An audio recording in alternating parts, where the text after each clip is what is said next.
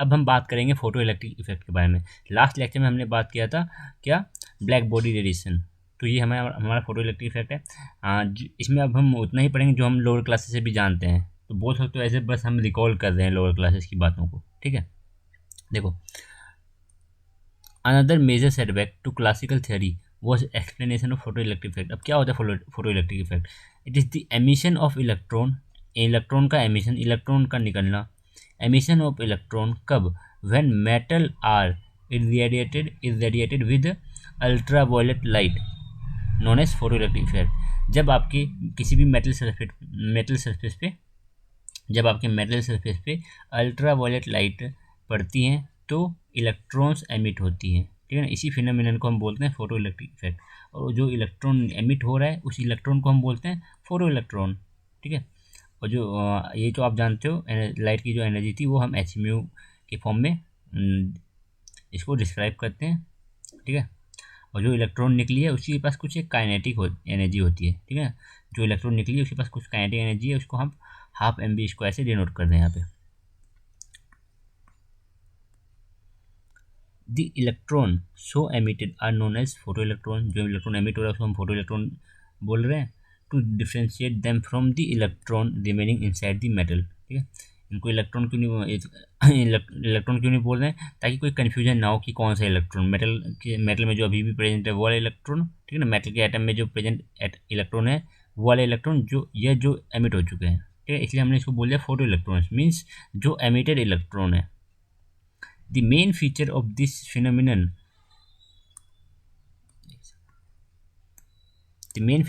phenomenon is that a minimum frequency of light known as threshold frequency is required to emit photon। कुछ एक minimum frequency require होती है। अगर वो frequency आप प्रोवाइड कर पा रहे हो, अगर उतनी फ्रीक्वेंसी प्रोवाइड कर पा रहे हो तो एमिशन होगा। उससे अगर उस फ्रीक्वेंसी से अगर कम फ्रीक्वेंसी दे रहे हो तो एमिशन नहीं होगा, ठीक है। एक मिनिमम फ्रीक्वेंसी होती है, उस फ्रीक्वेंसी की लाइट पड़ेगी तभी इलेक्ट्रॉन एमिट होंगी। ये तो उस फ्रीक्वेंसी से ज़्यादा, उस फ्रीक्वेंसी से ज़्यादा, उस फ्रीक्वेंसी को हम बोल रहे हैं थ्रेशोल्ड फ्रीक्वेंसी। तो द मिनिमम फ्रीक्वेंसी जो रिक्वायरमेंट है किस चीज़ के लिए? फोटो इलेक्ट्रिक इफेक्ट को होने के लिए, ठीक है ना, इलेक्ट्रॉन के एमिशन के लिए। फोटो इलेक्ट्रॉन एमिट करेंगे कब? जब आपको एक मिनिमम फ्रीक्वेंसी ऑफ लाइट आप क्या करोगे, एक जो लाइट है एच म्यू जो हम लिख रहे हैं एच म्यू, ये जो फ्रीक्वेंसी है कोई एक स्पेसिफिक फ्रीक्वेंसी होती है, ठीक है, कोई एक स्पेसिफिक फ्रीक्वेंसी होती है तो जिसको हम बोलते हैं थ्रेशोल्ड फ्रीक्वेंसी, वो रिक्वायरमेंट है, ठीक है। उससे अगर कम फ्रीक्वेंसी की लाइट होगी तो इलेक्ट्रॉन एमिट नहीं होगा, उससे अगर ज़्यादा फ्रीक्वेंसी की लाइट होगी तो इलेक्ट्रॉन एमिट होगा, ठीक है। If the frequency of the incident light is less than this value then photo electrons are not emitted, और आपको फोटो इलेक्ट्रिक इफेक्ट को देखने को भी नहीं मिलेगा, ठीक है। The value of V nought को हम बोल रहे हैं यहाँ पे क्या? Threshold frequency V nought, sorry mu nu nought, ठीक है। न्यू नोट को हम यहाँ पे बोल रहे हैं threshold frequency is a characteristics of the metallic surface used. अब म्यू नोट डिपेंड करता है कि आप कौन सा मेटल यूज़ कर रहे हो, ठीक है ना। ये जो थ्रेशोल्ड फ्रीक्वेंसी है वो डिफरेंट मेटल्स के लिए अलग होती है। आयरन के लिए अलग होगा, एल्यूमिनियम के लिए अलग होगा, ठीक है ना, किसी कॉपर के लिए अलग होगा, जिंक के लिए अलग होगा। डिफरेंट मेटल्स के लिए थ्रेशोल्ड फ्रीक्वेंसी की वैल्यू अलग अलग होती है, ठीक है। Now increasing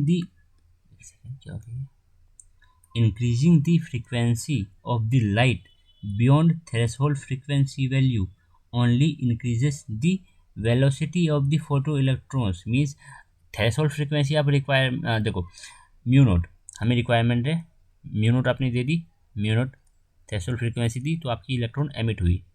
म्यू नोट से अगर ज़्यादा कर दोगे फ्रीक्वेंसी, म्यू नोट से फ्रीक्वेंसी ज़्यादा कर दोगे तो ऐसा नहीं है कि ज़्यादा इलेक्ट्रॉन निकलने लग जाएगा, नहीं, ऐसा नहीं होगा।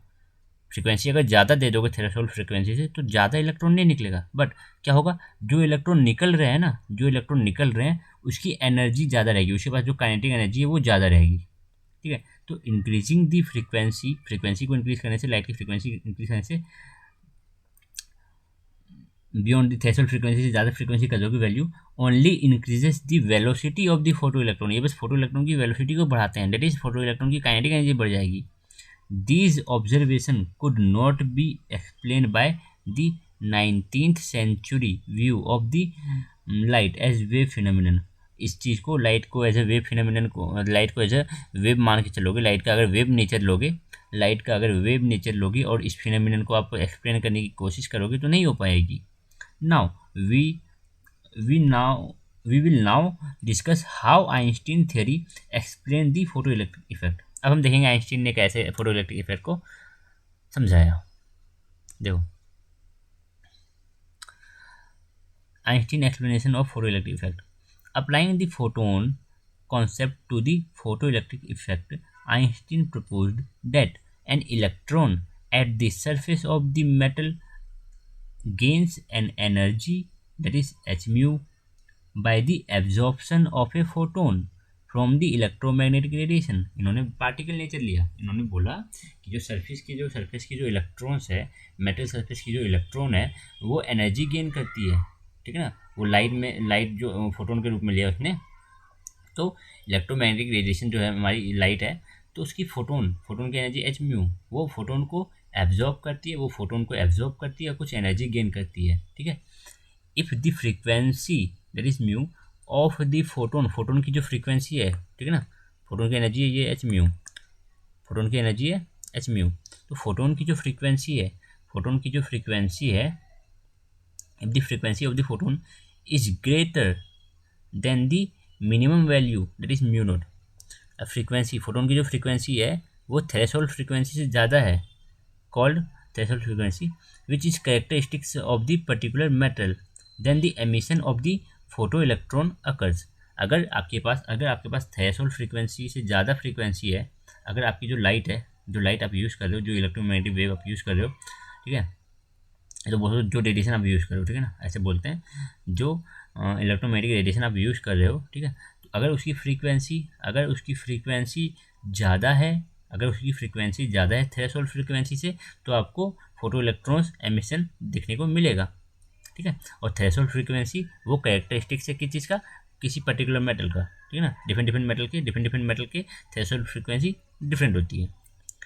The difference H mu minus H mu nought is transformed as a kinetic energy of the photo electron. देखो, एच म्यू क्या था, लाइट से आई हुई एनर्जी, ये एनर्जी हमारी फोटोन के रूप में आई, कितनी आई, एच म्यू। फोटोन से हमने कितनी एनर्जी ली, एच म्यू। हमने उसको निकालने के लिए कितनी खर्च करी है, एच म्यू नॉट, इतनी हमें चाहिए, एच म्यू नॉट इतना एनर्जी चाहिए किस चीज़ के लिए, इलेक्ट्रॉन को एमिट करवाने के लिए। हमें एच म्यू नॉट एनर्जी चाहिए, हमें मिली कितनी है, एच म्यू, और इतनी हमने खर्च कर दी, ठीक है, इतनी हमने खर्च कर दी, तो बची कितनी, तो जो एनर्जी बची, कितनी बची, एच कांस्टेंट ले लोगे, म्यू माइनस म्यू नॉट, तो ये जो एनर्जी बची है, तो यही उसको क्या मिल जाएगा, काइनेटिक एनर्जी मिल जाएगी, इतनी उसको, इस एनर्जी के बराबर उसको काइनेटिक एनर्जी मिल जाएगा इलेक्ट्रॉन को। ये एनर्जी किसको ट्रांसफर हो जाएगा, इलेक्ट्रॉन को। Is transformed as kinetic energy, वही बोला जा रहा है, जो एनर्जी बची है वो काइनेटिक एनर्जी में ट्रांसफॉर्म हो जाएगी of the photo electron, which is equals to half M V square. आप लिख सकते हो H mu minus mu naught, ये जो एनर्जी बचा, जो काइनेटिक एनर्जी के रूप में चला जाएगा, ये हमारी काइनेटिक एनर्जी बन जाएगी, means half M V square, ठीक है। In conformity with the principle of conservation of energy, Einstein theory can be stated as that this is the theory। ये आपको बताते हैं क्या, कंजर्वेशन ऑफ एनर्जी मीन्स आपने तो एनर्जी खर्च करी, कितनी एनर्जी, आपको टोटल एनर्जी कितनी है हमारे पास, एच म्यू, इतनी एनर्जी हमारे पास लाइट से मिली है। हमने खर्च कितनी करी, हमने खर्च करी एच म्यू नॉट, हमने इतनी एनर्जी खर्च कर दी, एच म्यू नॉट हमने एनर्जी खर्च कर दी है किस चीज़ में, उसको एमिट करवाने में, निकालने में बाहर। तो अब बचा क्या, जो बचा कितना बचा, जो एनर्जी बची, ये एनर्जी बची, तो यही एनर्जी ट्रांसफॉर्म हो जाएगी किस चीज़ में, काइनेटिक एनर्जी में, और ये दिखा भी रहा है। तो ये law of conservation of energy को सही से वैलिड मानता है, ठीक है, फॉलो करता है। In this expression mu and mu naught are the frequency of the photon and the threshold frequency. Mu क्या है, ये म्यू क्या है, म्यू है हमारा फ्रीक्वेंसी ऑफ द फोटोन, जो फोटोन आई थी उसकी फ्रीक्वेंसी, और म्यू नॉट क्या है, threshold frequency respectively. While m and v are the mass and velocity of the photo electron. m क्या है, मास ऑफ फोटो इलेक्ट्रॉन, और v क्या है, velocity of photo electron. If if mu is less then mu naught, तो बताओ, आप खुद बताओ, अगर आपकी जो ये क्या, ये म्यू क्या है, ये फोटो इलेक्ट्रॉन, सॉरी ये म्यू क्या है, ये म्यू क्या है, ये आपका जो फोटोन है उसकी फ्रीक्वेंसी है। ये म्यू क्या है, फोटोन की फ्रीक्वेंसी, और ये म्यू नॉट क्या है, थ्रेशोल्ड फ्रीक्वेंसी। तो बताओ, अगर आपकी फोटोन की फ्रीक्वेंसी कम है थ्रेशोल्ड फ्रीक्वेंसी से, तो क्या इलेक्ट्रॉन एमिट होगा? ठीक है, क्या इलेक्ट्रॉन एमिट होगा? नहीं होगा। देन mv²/2 इज नेगेटिव, ठीक है ना। अगर ये चीज़ ज़्यादा हो जाती है, अगर आप v की वैल्यू को, v नॉट की वैल्यू को ज़्यादा कर दोगे, v नॉट की वैल्यू को ज़्यादा कर दो, देखो इस इक्वेशन में देखो, अगर v नॉट की वैल्यू ज़्यादा हुआ, ठीक है ना, एच तो है ही, अगर वी नोट का वैल्यू ज़्यादा हुआ, तो ये नेगेटिव टर्म की वैल्यू ज़्यादा हो जाएगी और इस चीज़ की वैल्यू कम हो जाएगी, और ओवरऑल अगर ये ज़्यादा है, नेगेटिव टर्म ज़्यादा है, पॉजिटिव टर्म कम है, तो ओवरऑल आंसर आपका आएगा नेगेटिव में। मीन्स आपको जो ये एनर्जी है, काइनेटिक एनर्जी, वो नेगेटिव में आ जाएगी, ठीक ना। Then ½ mv² is negative which is meaningless. इसका कोई मतलब है क्या? काइनेटिक एनर्जी कभी सुने हो क्या? ½ mv², नेगेटिव में काइनेटिक एनर्जी सुने हो कभी कि काइनेटिक एनर्जी हमारी नेगेटिव में है, -1 जूल की काइनेटिक एनर्जी, ऐसे कुछ सुने हो क्या? नहीं। That is photo electron emission does not take place when, जो आपकी फ्रीक्वेंसी है फोटोन की वो कम हो जाएगी थ्रेशोल्ड फ्रीक्वेंसी से। जब आपके फोटोन की फ्रीक्वेंसी आपके थ्रेशोल्ड फ्रीक्वेंसी से कम हो जाएगी तो फोटोन एमिशन नहीं होगा, तो फोटो इलेक्ट्रॉन का एमिशन नहीं होगा, ठीक है। और एक बात बताओ, अगर फोटोन की फ्रीक्वेंसी इक्वल हो जाएगी आपके थ्रेशोल्ड फ्रीक्वेंसी के बराबर, ठीक है ना। फोटोन की फ्रीक्वेंसी और थ्रेशोल्ड फ्रीक्वेंसी एक बराबर है, फोटोन की फ्रीक्वेंसी और थ्रेशोल्ड फ्रीक्वेंसी एक बराबर है, तो मान के चलो कि इलेक्ट्रॉन एमिट हो गया, ठीक है ना, इलेक्ट्रॉन तो एमिट हो जाएगा, ठीक है, हो गया। तो बताओ अब इलेक्ट्रॉन की वेलोसिटी कितनी होगी? अगर आप आंसर बता पा रहे हो तो ठीक है, बताया। इलेक्ट्रॉन की वेलोसिटी होगी, इलेक्ट्रॉन की वेलोसिटी, हाँ ठीक है, इलेक्ट्रॉन का वेलोसिटी है तो इलेक्ट्रॉन की काइनेटिक एनर्जी, आप दोनों चीज़ बता सकते हो, तो दोनों की कितनी होगी? 0। कितनी होगी? 0। After studying the above discussion, अब इस चीज़ को तो आप यहीं से देख सकते हो ना, 0 क्यों होगी? अगर आपको पता नहीं चल रहा तो देख लो। ये क्या है? ये फोटोन की फ्रीक्वेंसी है, फोटोन की ये वाली जो म्यू है, एच म्यू, तो ये म्यू क्या है? फोटोन की फ्रीक्वेंसी, और ये म्यू नोट क्या है? थ्रेशोल्ड फ्रीक्वेंसी, दोनों बराबर है, मतलब इसको भी मैं म्यू नोट लिख सकता हूँ। तो mu naught minus mu naught cancel out हो गया, क्या बचा इधर? बच करके 0, मीन्स 0 = mv²/2। 2 को इधर लाओ 0, m को नीचे ले आओ 0, तो v की वैल्यू देख लेना 0 ही आएगी, मीन्स काइनेटिक एनर्जी ओवरऑल आपको क्या आ गया? 0। काइनेटिक एनर्जी एंड वेलोसिटी दोनों ही 0 आ जाएंगी। After studying the above discussion on photoelectric effect, you can appreciate how particle nature of radiation was able to successfully explain the observation of this phenomenon। कि particle nature को consider करके आपने consider किया कि जो light आ रही है वो फोटोन के रूप में आ रही है, जिसकी एनर्जी है एच म्यू, उस हिसाब से आपने फोटो इलेक्ट्रॉन जो फोटो इलेक्ट्रिक इफेक्ट है उसको सही ढंग से आप समझा पाए कि हाँ कैसे हो रहा है, क्यों हो रहा है, ठीक है। You have seen above that radiation can behave both as particle and as a wave। जो रेडिएशन है, जो इलेक्ट्रोमैग्नेटिक रेडिएशन है, वो आपके पार्टिकल नेचर और वेव नेचर दोनों ही शो करती है। The phenomena of diffraction and interference can be understood if the wave nature of radiation is assumed। अगर आपको डिफ्रैक्शन को समझाना है, और आपको इंटरफेरेंस को समझना है। दोनों चीज़ के लिए रिफ्लेक्शन और इंटरफेरेंस, इन दोनों फिनोमिना को समझाने के लिए आपको क्या लगेगा, वेव नेचर ऑफ लाइट, ठीक है ना, wave nature of radiation. However, the black body radiation and the photoelectric effect are explained only in the term of particle nature. Black body radiation और फोटो इलेक्ट्रिक इफेक्ट, इसको अगर आपको समझाना है तो आपको पार्टिकल नेचर कंसिडर करना पड़ेगा, ठीक है ना। आपको रेडिएशन का, इलेक्ट्रोमैग्नेटिक रेडिएशन का पार्टिकल नेचर लेके चलना पड़ेगा, particle nature of the radiation. Thus, it was concluded that radiation has dual nature.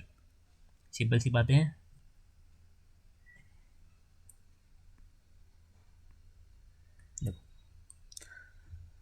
Question देख लो, ए येलो बल्ब जनरेट इतना फोटोन, आपके पास फोटोन दे रखा है, फोटोन दे रखा है, इतना फोटोन है, और आपके पास दे रखा है वेव लेंथ दे रखी है। कैलकुलेट करनी है आपको टोटल एनर्जी, ठीक है। वेव लेंथ दे रखा है आपके पास, फोटोन दे रखा है, नंबर ऑफ फोटोन दे रखा है, तो आपको टोटल एनर्जी निकालनी है। तो एनर्जी क्या होता है, एन एच म्यू नॉट। तो टोटल फोटोन तो दे रखा है आपको, इतना फोटोन है आपके पास, तो एनर्जी इक्वल टू कितना, एन की वैल्यू रख दोगे ये 2.80 इंटू 10⁻20 फोटोन, इतना फोटोन है, इंटू एच की वैल्यू रख देना, इंटू में आप वी नोट, ठीक है ना। ये क्या है आपका सॉरी वी नोट क्यों रख रहा हूँ, एच म्यू यूज़ करो नहीं आप, ठीक है।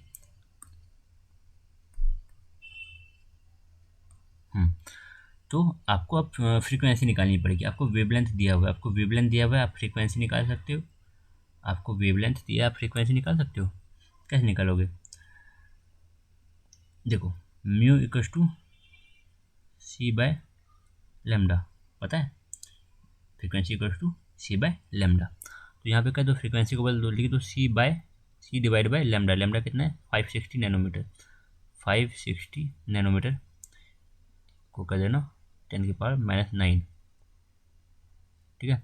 ऊपर सी की वैल्यू रख देना, एच की वैल्यू रख देना, प्लैंक्स कांस्टेंट की वैल्यू रखो, सी की वैल्यू रखो, और इस टोटल चीज़ को आप एनर्जी आप कैलकुलेट कर सकते हो, ठीक है।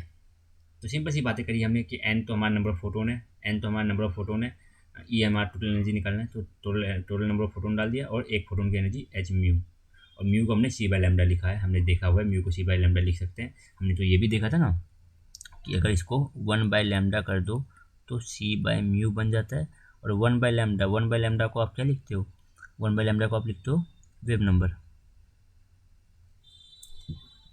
तो ये चीज़ें आपको याद रखनी पड़ेंगी, ठीक है।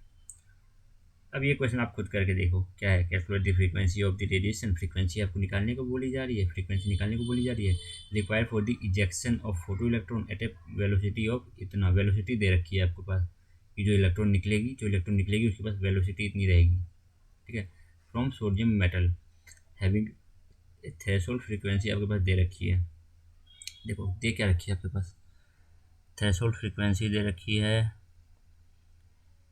मास ऑफ फोटो इलेक्ट्रॉन दे रखा है, ठीक है। निकालने के पूरे फ्रीक्वेंसी ना तो हम जानते हैं energy of photon equal to H mu, energy of photon equal to H mu, ठीक है। तो आप क्या कर दोगे, ये एच म्यू फ्रीक्वेंसी है, तो H mu minus H mu naught, ये फ्रीक्वेंसी इतनी हमें रिक्वायरमेंट है, ये वाली हमें रिक्वायरमेंट है उसको निकालने के लिए, ये वाली रिक्वायरमेंट है, इतनी एनर्जी रिक्वायरमेंट है देखो ये वाली एनर्जी रिक्वायरमेंट है उसको निकालने के लिए, और ये टोटल एनर्जी हमने इतनी दी है, फोटोन की एनर्जी इतनी है, फोटोन के पास इतनी एनर्जी है, और हमने इतनी एनर्जी खर्च कर दी उसको निकालने के लिए, तो जो एनर्जी बची तो वही तो होगी हाफ mv², वही तो बचेगी हमारे पास काइनेटिक एनर्जी के रूप में। समझ में आया?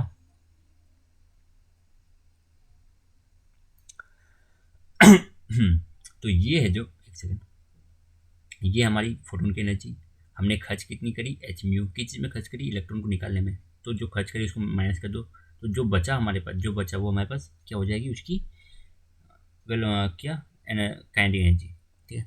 तो एच आप पुट कर देना, इस चीज़ को आप क्या करो कॉमन ले लो, एच म्यू माइनस क्या है, म्यू नोट की वैल्यू दे रखी है म्यू नॉट की वैल्यू कहाँ दे रखी है,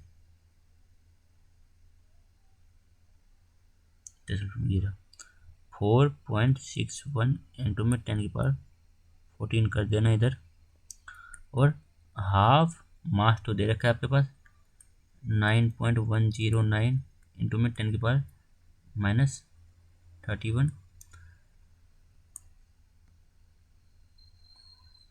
वेलोसिटी का स्क्वायर कर दो इंटू में, वेलोसिटी कितनी है 9 इंटू में 10⁵, इसको लिख सकते हो आप इसका स्क्वायर। ठीक है, तो ये चीज़ आप कैलकुलेट कर सकते हो। एक ही यहाँ पे आपके पास क्या है, यहाँ आपके पास एक है वेरिएबल, ये आपका वेरिएबल है, ये आपके पास वेरिएबल है, और ये चीज़ निकालने बोली जा रही है, ये चीज़ आपको निकालने बोली जा रही है। एच तो हमें पता है प्लैंक्स कांस्टेंट है, इसकी वैल्यू पुट कर दोगे और पूरे इक्वेशन में से ये म्यू की वैल्यू आपके पास निकल कर जाएगी, फ्रीक्वेंसी आप निकाल लोगे। इजी है, इजी है। हाँ, तो अब हम अगले लेक्चर में देखेंगे क्या डी ब्रोगली रिलेशनशिप।